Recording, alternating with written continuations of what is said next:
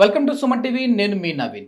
చాలా మందికి వయసుతో సంబంధం లేకుండా అరికాళ్ళలో మంటలు, చేతుల్లో తిమ్మిర్లు, కాళ్ళు లాగినట్టుగా అనిపిస్తూ ఉంటాయి. సో ఇది ఒక నరాల సమస్య అని చెప్పేసేసి అనుకుంటా ఉంటారు. దీనికి హోమియోపతిలో చాలా మంచి మెడిసిన్స్ అయితే ఉన్నాయంటున్నారు homeopathy expert doctor Chetan Raju గారు.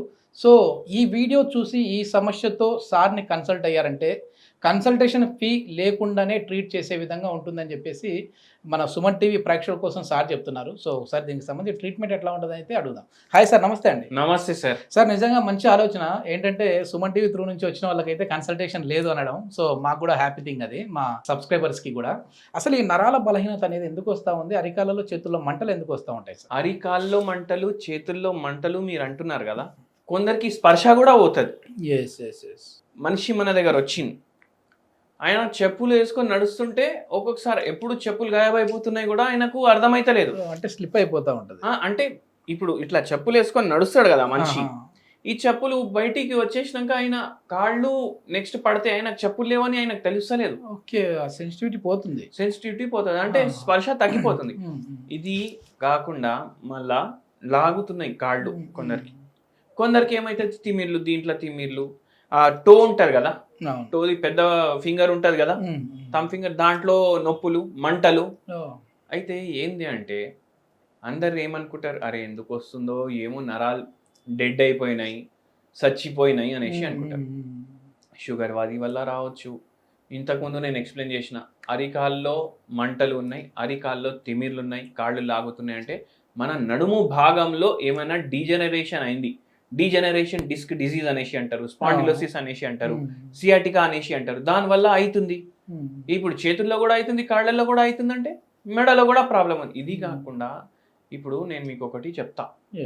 ఇప్పుడు నరాలు దెబ్బపడి మన దగ్గర ఒక పేషెంట్ని ఆదిలాబాద్ నుంచి తెచ్చిండ్రు, ఒక 3 ఏళ్ళు అవుతుంది తెచ్చి. ఆయన వస్తుంటే ఆయనకు సెరిబ్రల్ ఎటాక్సియా ఉంది. అంటే ఏంది అంటే ఏ టాక్సియా, టాక్సీ ఉంటది కదా, taxi, Uber taxi, Ola taxi అంటే ఏంది, ఏది జరుగుతుంది దాన్ని టాక్సీ అంటారు. ఏ టాక్సియా అంటే జరగలేకపోతుండు, ఓకే, నో మూమెంట్, జరుగుడు లేదు. అంటే ఎవరైనా ఇద్దరు పట్టుకుంటే జర్ర జర్ర జర్ర జర్ర నడుస్తుంది. మళ్ళా గేట్ డిజార్డర్ ఉంది. అంటే ఇప్పుడు మనం ఎట్లా నడుస్తాం, చక్కగా నడుస్తాం, ఆయనకు అట్లా చక్కగా నడుస్తలేదు. ఆయనకు ఏంది అంటే ఎక్కడ నేను కాళ్ళు వేస్తున్నానో ఆయనకు అర్థమైతలేదు. అట్లా వచ్చిండ్రు వాళ్ళు, బ్యాలెన్స్ తప్పిపోతా. అయితే ఇది ఎందుకైంది అంటే స్ట్రోక్ వల్ల అయింది. ఇప్పుడు పక్షవాతం ఉంది. పక్షవాతం వస్తుంది కదా, ఈ చేతిలో ఉన్న నరాలు డ్యామేజ్ అయితే మీరు చెప్పండి, డ్యామేజ్ కావు. చేతుల్లో ఉన్నవి, కాళ్ళలో ఉన్నవి డ్యామేజ్ కావు. ఇది బ్రెయిన్ లో స్ట్రోక్ వస్తుంది. బ్రెయిన్ లా స్ట్రోక్ వస్తుంది, లేదంటే ఇస్చిమియా వస్తుంది. అంటే బ్లడ్ సప్లై సడన్ గా పెరిగిపోయి అక్కడ హెమరేజ్ అవుతుంది. అంటే అంటే రక్తం జమ అయిపోవడం వల్ల స్ట్రోక్ రావడం ఒకటి, రక్తం ఆగిపోవడం వల్ల స్ట్రోక్ రావడం ఇంకొకటి. సో దానివల్ల ఏమవుతుంది, పక్షవాతం వస్తుంది. పక్షవాతం వచ్చుడు వల్ల ఈ పేషెంట్కి స్ట్రోక్ వల్ల క్లాట్లు ఏవైతే ఉండే కదా అవి తగ్గిపోయినాయి.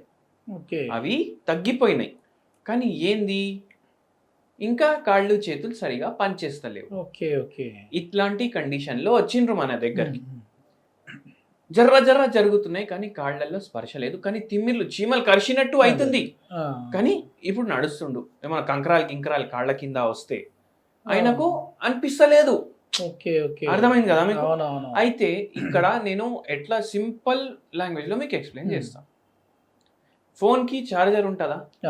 చార్జర్ కి ఏమేమి ఉంటాయి, వైర్ ఉంటుంది, అడాప్టర్ ఉంటుంది. వైర్ నరం అనుకోండి, మీరు దాన్ని కట్ చేసిండ్రు అనుకోండి, ఇప్పుడు మీ ఫోన్ ఛార్జ్ అవుతుందా? కాదు. కానీ ఇది కట్ చేయలేదు మీరు. కానీ ఏంది, చార్జర్ అడాప్టర్ లోపట ట్రాన్స్ఫార్మర్ ఉంటుంది. ట్రాన్స్ఫార్మర్ ఖరాబ్ అయింది అంటే దాంట్లోకి వెళ్ళి ఈ ఛార్జింగ్ వైర్ల కరెంట్ పాస్ అవుతుందా? కాదు. అప్పుడు ఛార్జింగ్ ఎక్కుతుందా? ఎక్కదు. అట్లనే ఇప్పుడు మీరు మెట్లు ఎక్కాలనుకుంటారు, ఎక్కుతారా? లేదు. ఎందుకంటే ట్రాన్స్ఫార్మర్ ఖరాబ్ అయింది కదా. ఏదైనా సెంట్రల్ నర్వస్ సిస్టమ్ నుంచి మీకు ఇంపల్స్ వస్తలేదు. అందుకే ఆ పేషెంట్ కి అట్లా అయింది. ఇప్పుడు ఏంది, వస్తే వస్తుంది, లేకపోతే లేదు అనేసి చెప్పేసిండ్రు వాళ్ళకు. మనం చెప్పినాము పక్షవాతం వచ్చింది ఇంతకు ముందు, ఇప్పుడు క్లాట్లు కూడా తగ్గినాయి. మనం ఇప్పటి నుంచి మందులు వాడుడు స్టార్ట్ చేస్తే దేవుడు మీకు ఆశీర్వాదిస్తే మంచిగా అవుతుంది. మీరు దేవుడి పైన నమ్మకం ఉంచుకోండి.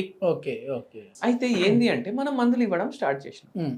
మిరాకలే చెప్తా నేను, ఎందుకంటే నాకు కూడా తెలియదు అంతా మంచిగా తగ్గుతుంది అనేసి.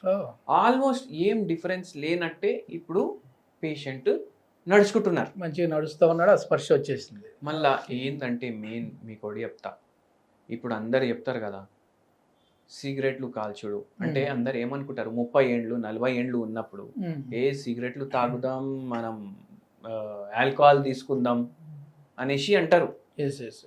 కానీ ఆ ఎంజాయ్మెంట్ కోసం కొందరికి అది ఎడిక్షన్ లాగా మారిపోతుంది. ఇప్పుడు ఈ పేషెంట్కి కూడా అట్లనే ఉండే, ఆ ఆల్కహాల్ తీసుకోవడం వల్ల సిగరెట్లు తాగుడు వల్ల షుగర్ వచ్చింది. షుగర్ని కంట్రోల్ చేసుకోలేదు, అది ఏమైంది స్ట్రోక్ లాగా దెబ్బ తిన్నది బాడీ.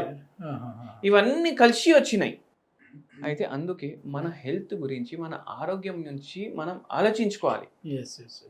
ఇప్పుడు ఒక హోమ్ రెమెడీ కూడా చెప్తాను. ఇటువంటివి మనకు పక్షవాతం కానీ, నరాలు దెబ్బపడినా, చచ్చుబడినా మనము ఏం చేయాలంటే ఏ దాంట్లో ఎలక్ట్రోలైట్లు కరెక్ట్గా ఉంటాయి అవి ఎక్కువ కన్జ్యూమ్ చేయాలి. Okay okay.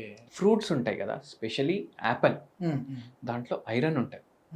యాపిల్ ఒకటి, బీట్రూట్ ఒకటి. ఓకే. ఇవి రెండు. ఇవి కాకుండా మళ్ళీ క్యారెట్ ఒకటి, ఏబిసి అంటారు దీన్ని. ఓకే. ఏమంటారు? ABC. Apple, beetroot, carrot. Carrot. Okay. చాలా మంది ఏం చేస్తారు, దీని జ్యూస్ తీసి తాగుతారు, దాన్ని ఏబిసి జ్యూస్ అంటారు. Okay okay. ఏబిసి మీరు డైలీ గ్రైండ్ చేసుకోండి. ఇది ఫిల్టర్ చేస్తే జ్యూస్ అవుతుందా? అవును. ఫిల్టర్ చేయకండి, గట్లనే తాగండి. అట్లనే తాగితే ఏమవుతుంది, ఫైబర్ కూడా పోతుంది మీకు, ఈ నరాలకు సంబంధించి కూడా హెల్ప్ చేస్తుంది. దాని తర్వాత మీకు బై ఛాన్స్ కాన్స్టిపేషన్ కూడా ఉంది అంటే దాంట్లో కూడా హెల్ప్ చేస్తుంది మనకు. ఫైబర్ రిచ్ ఉంటుంది కదా. ఇప్పుడు కాన్స్టిపేషన్ రావడానికి కారణం ఏముంది, మనం బర్గర్లు తింటాం, దాంట్లో మైదా పిండి నింపి ఉంటుంది, మళ్ళా ప్యాటీ ఉంటుంది, అది ఏమో చికెన్ ముక్క ఉంటుంది, లేకపోతే మటన్ ముక్క ఉంటుంది, దాంట్లో ఫైబర్ ఉండదు. అట్లనే తింటాం, డైలీ మలబద్ధకంతో పరేషాన్ అయ్యి గంటలు గంటలు కూర్చుంటాం. అది కూడా తగ్గుతుంది, మనకు జర నరాలు కూడా మంచిగా అవ్వడానికి పనిచేస్తుంది. సో ఇది వాడి వచ్చి కమెంట్ చేయండి. మీకు షుగర్ వ్యాధి ఉన్న వాడండి, బీపీ వ్యాధి ఉన్న వాడండి, ఎటువంటి వ్యాధి ఉన్నా ఇది హెల్ప్ చేస్తుంది మనకు. Okay okay. దీంతో పాటుగా మళ్ళీ హోమియోపతి మెడిసిన్ అయితే కంపల్సరీ తీసేసి, హోమియోపతి మెడిసిన్ వాడడం వల్ల పక్షవాతం లాంటి రోగాలు కూడా తగ్గుతాయి. ఒక్కసారి అయితే నరాలు దెబ్బపడి ఇట్లా జస్ట్ చిన్న ఇట్లా చాలా మైల్డ్ స్ట్రోక్ వచ్చింది. మైల్డ్ స్ట్రోక్ వచ్చినప్పుడే పేషెంట్కి తెలిస్తే మనం అప్పుడే ఒకటి మెడిసిన్ ఇచ్చినాం పేషెంట్కి.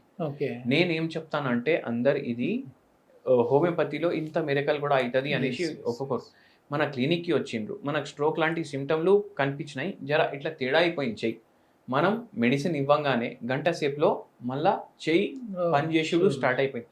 ఆ లోపు వాళ్ళు హాస్పిటల్కి వెళ్ళిండ్రు, అక్కడ కూడా చెకప్ చేయించుకుంటే వాళ్ళకు తెలిసింది చిన్న చిన్న క్లాట్ ఉంది అనేసి. అయితే అది కూడా బెటర్ అవుతుంది హోమియోపతి తోటి. మొత్తానికి చాలా మందికి ఉన్న అపోహ ఏంటంటే హోమియోపతి మెడిసిన్స్ అనేవి చాలా దీర్ఘకాలికంగా వాడితేనే రిజల్ట్స్ ఉంటాయని చెప్పేసి అంటుంటారు, కానీ అట్లా ఏం కాదు. సో హోమియోపతిలో కూడా చాలా మెరాకిల్స్ చేయొచ్చు. 1 అవర్లోనే మనం రిజల్ట్స్ కనపడ్డాయి, అంటే స్టార్టింగ్ స్టేజ్లో వచ్చినప్పుడు 1 అవర్లోనే రిజల్ట్స్ కనపడ్డాయి అంటున్నారు. సో ఏదైనా ఈ పెరాలసిస్ కావచ్చు, లేదంటే నర్వ్కి సంబంధించిన డిసీజ్ కానీ ఉన్నాయి అంటే హోమియోపతిలో ది బెస్ట్ మెడిసిన్స్ ఉన్నాయి అంటున్నారు celebrity homeopathy expert doctor Chetan Raju గారు. సో ఈ సమస్యతో ఎవరైనా బాధపడతామంటే కింద ఇస్తున్న కాంటాక్ట్ నెంబర్ ద్వారా మీరు సార్ని కన్సల్ట్ అవ్వచ్చు. మన సుమన్ టీవీ త్రూ నుంచి ఈ వీడియో చూసి వెళ్ళిన వరకు అయితే consultation free. Thank you sir.